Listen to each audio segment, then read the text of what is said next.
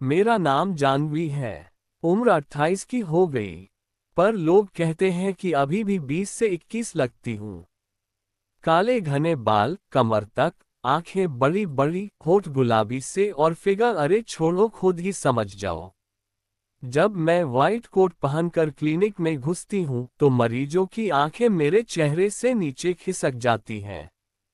मैं डॉक्टर हूँ। गांव के पास वाले छोटे से टाउन में मेरी आवाज थोड़ी भारी है। बोलते वक्त हल्का सा हंसती हूँ तो लोग कहते हैं तुम्हारी हंसी में कुछ और ही मिठास है। बस यही मिठास मेरी कहानी का पहला चम्मच है। चखोगे तो मीठा लगेगा, निगलोगे तो गले में अटकेगा। आज सुबह की बात है। मैं क्लिनिक खोलकर अंदर बैठी थी। बाहर धूप चुभ रही थी, पर अंदर पंखा धीरे धीरे घूम रहा था। तभी दरवाजा खुला और वो आया। नाम था नील। उम्र 30 के करीब, कंधे चौड़े, मुंह पर हल्की दाढ़ी और आंखें ऐसी जो देखते ही लगता है कुछ छुपा रखा है। उसने कहा, डॉक्टर साहिबा, मेरी कमर में अजीब सी चुभन है। रात भर सोया नहीं। मैंने मुस्कुरा कर कहा, बैठो नील, पहले तो कपड़े ऊपर करो, देखूं कहाँ दिक्कत है। मैंने दस्ताने पहने, उसकी कमीज ऊपर की। उसकी पीठ पर पसीना चमक रहा था। मैंने उंगलियां फिराई धीरे धीरे नरमी से। वो सांस रोककर बैठा था। मैंने पूछा, यहाँ दबाऊं तो? वो बोला, हाँ दीदी, बिल्कुल वहीं। मैंने हल्के से दबाया, वो करा। मैंने कहा, नील, तुम्हारी मांसपेशियां बहुत टाइट हैं। रोज ट्रैक्टर चलाते हो ना? वो हंसा, हाँ दीदी, खेत में दिन भर झुककर काम करता हूँ, पर आज ऐसा लग रहा है जैसे कोई मेरे अंदर से खींच रहा हो। मैंने सोचा, अंदर से खींचना तो मेरा भी काम है, दर्द को बाहर निकालना। फिर मैंने कहा, लेट जाओ बेड पर, मैं थोड़ा तेल लगाकर मालिश कर दूंगी, दर्द तुरंत भागेगा। वो बिना कुछ बोले लेट गया। मैंने तेल की शीशी खोली। गर्म तेल की खुशबू कमरे में फैल गई। मैंने उसकी कमर पर तेल डाला, धीरे धीरे, जैसे कोई रेशमी धागा खींच रही हूं। मेरी उंगलियां फिसल रही थी। वो आंखें बंद किए लेटा था। मैंने पूछा, नील, शादी हुई कि नहीं? वो बोला, नहीं, माँ ढूंढ रही है। मैंने हंसकर कहा, अच्छा, तो अभी तक कोई तुम्हें पकड़ नहीं पाया? वो शर्माया, पकड़ने वाली तो आप जैसी चाहिए। मैंने हंसी रोकी, पर दिल में हल्की सी गुदगुदी हुई। मालिश करते करते मैंने उसकी कमर के नीचे हाथ ले जाकर दबाया। वो चौंका। वो थोड़ा नीचे। मैंने कहा, अरे दर्द तो यहीं तक फैला है, डरो मत। मेरी उंगलियां उसकी जांघ के किनारे तक पहुंच गई। वो सांस तेज चलने लगा। मैंने सोचा, ये तो अभी से पसीना छूटने लगा। मैंने तेल और डाला। अब मेरी हथेली उसकी त्वचा पर फिसल रही थी, गोल गोल ऊपर नीचे। वो बोला, आपका हाथ जादू करता है। मैंने कहा, जादू तो अभी बाकी है नील। फिर मैंने उससे कहा, अब पलटो। वो हिचका। मैंने फिर कहा, पलटो ना, पीठ के साथ पेट भी देखना पड़ेगा। वो धीरे से पलटा। उसकी आंखें मेरी आंखों में थी। मैंने तेल उसके पेट पर डाला। मेरी उंगलियां नाभि के चारों तरफ घूमने लगी।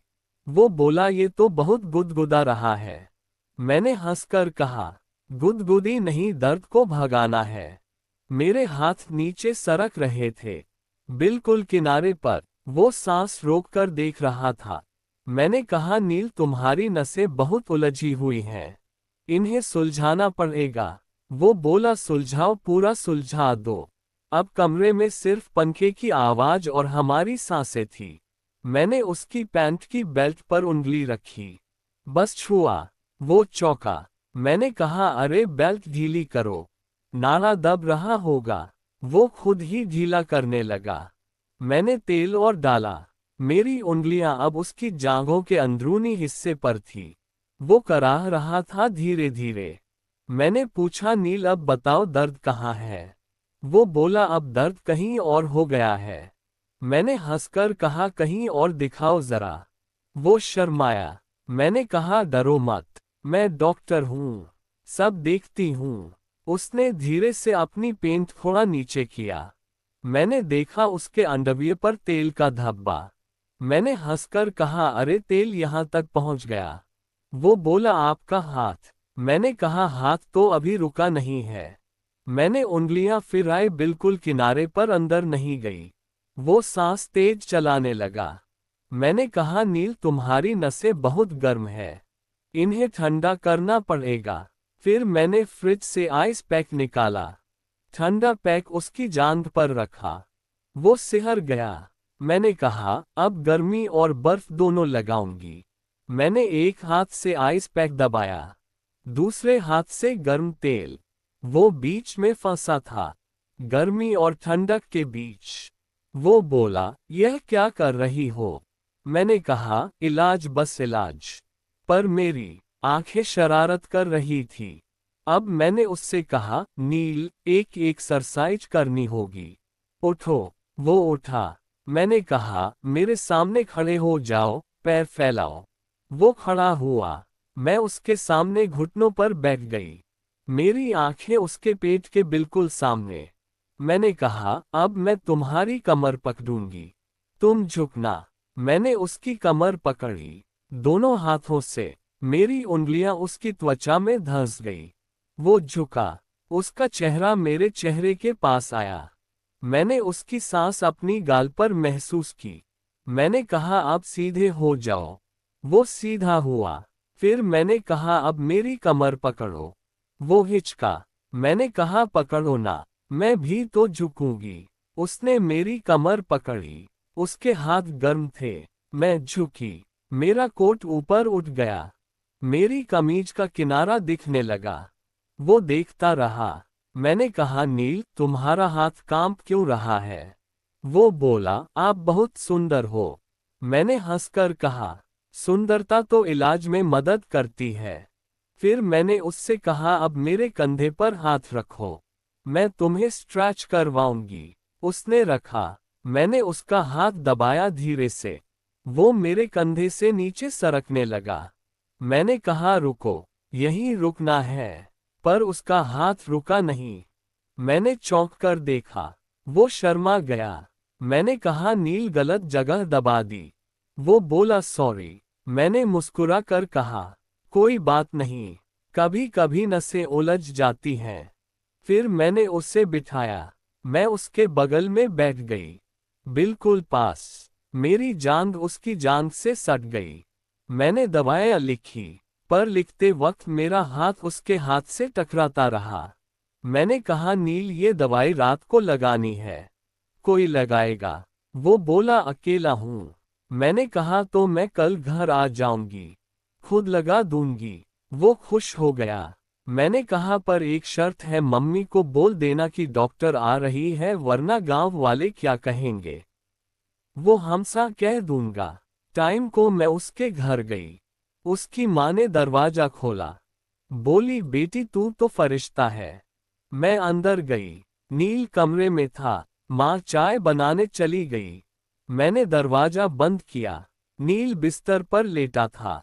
मैंने कहा, कपड़े उतारो। वो उतारने लगा। मैंने तेल गर्म किया।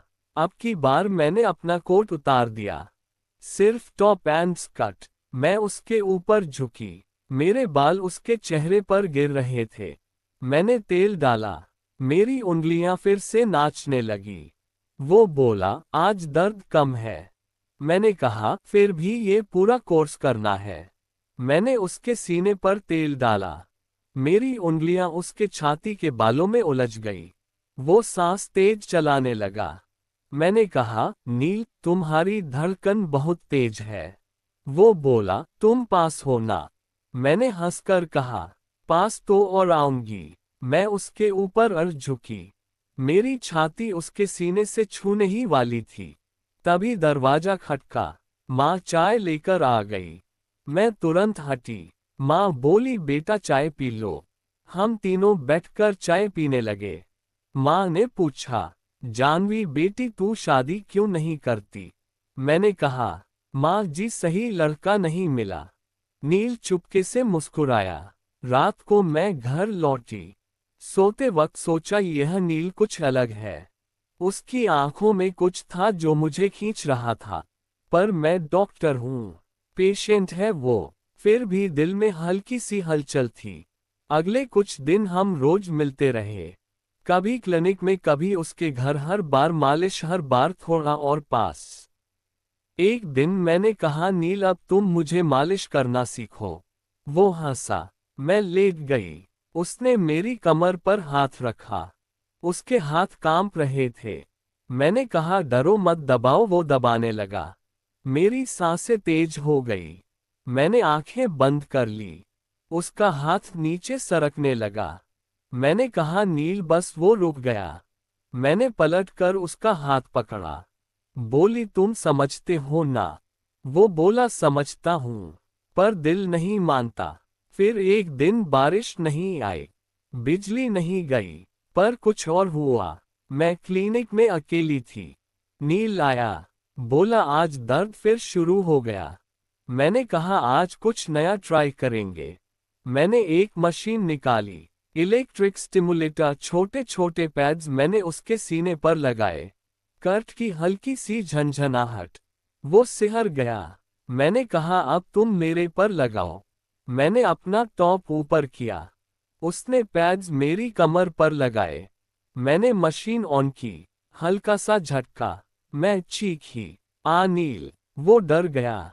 मैं हंस पड़ी। मजाक कर रही हूँ, अच्छा लग रहा है। फिर हम दोनों हंसने लगे। मैंने मशीन बंद की। हम आमने सामने थे, मेरी आंखें उसकी आंखों में। मैंने धीरे से कहा नील तुम मेरे लिए क्या हो? वो बोला तुम मेरी सब कुछ। मैंने उसका हाथ पकड़ा। हम करीब आए, हमारे होंठ बस 1 इंच दूर। तभी मेरी जेब में फोन बजा। हॉस्पिटल से इमरजेंसी कॉल। मैं हटी। बोली चलो बाद में। उसके बाद हम दोनों समझ गए हमारे बीच कुछ है, पर अभी वक्त नहीं। मैंने उससे दवाएं दी, वह ठीक हो गया। पर अब वो मेरा दोस्त बन गया। कभी कभी आता, चाय पीता, बातें करता। गांव वालों को लगता डॉक्टर साहिबा का खास मरीज है। एक दिन उसने कहा मैं शादी करना चाहता हूँ। मैंने पूछा किससे? वो शर्माया। तुम जानती हो? मैंने हंसकर कहा तो माँ से बोलो। उसने माँ से बोला। माँ मेरे घर आई, मेरी माँ से बात की, फिर सगाई हुई, शादी की तारीख पक्की हुई। शादी वाले दिन मैं दुल्हन बनी। वो दूल्हा मंडप में जब मैं उसके पास बैठी, उसने कान में कहा आज दर्द बिल्कुल नहीं है। मैंने हंसकर कहा अब तो जिंदगी भर मालिश करूंगी, सब भूल जाओ। शादी फेरे जोड़ा, हंसी, सब डिस्टर्बिन। अब सिर्फ 60 सेकंड का ट्विस्ट, तुम्हारी सांस रोक लो मंडप। मैंने नीलाभ के कान में फुसफुसाया आज दर्द नहीं है ना? वो मुस्कुराया। फिर उसने मेरे कान में कहा दर्द तो तुम हो। मैं हंस पड़ी।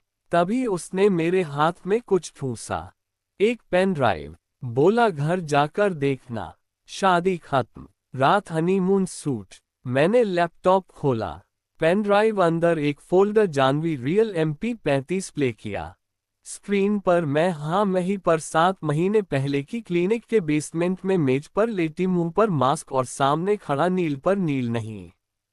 उसके हाथ में सिरिंज। वीडियो में आवाज आई मेरी ही। ऑपरेशन शुरू। Subject Janhvi Mishra. Procedure memory transfer. Donor Neel, receiver clone body. उद्देश्य जानवी को मारकर उसकी जगह लेना। मैं चीखी क्योंकि वीडियो में मैं पुरानी जानवी मर गई और नई जानवी में उठी। नील की आंखें मेरी आंखों में। वीडियो खत्म। आखिरी लाइन अब तुम जानवी हो, मैं नील हूँ। पर असली नील तुम्हारे अंदर है। हर रात जब तुम सोती हो वह जगता है और कहता है अब मेरी बारी। मैंने अपना पेट छुआ, अंदर कुछ हिला। मिरर में देखा, मेरी आंखें नील की। दरवाजा खुला, नील अंदर आया। बोला सो गई थी जानवी? मैंने मुस्कुरा कर कहा नहीं, अब जाग गई। और मैंने उसका गला दबाया, कहते हुए अब तू सो जा हमेशा के लिए। लाइट बंद। अब बताओ कौन जानवी थी, कौन नील और कौन जीता? मैं हंस रही हूँ क्योंकि अब मैं दोनों हूँ और तुम। दोस्तों आपको ये कहानी कैसी लगी प्लीज कमेंट करके जरूर बताना।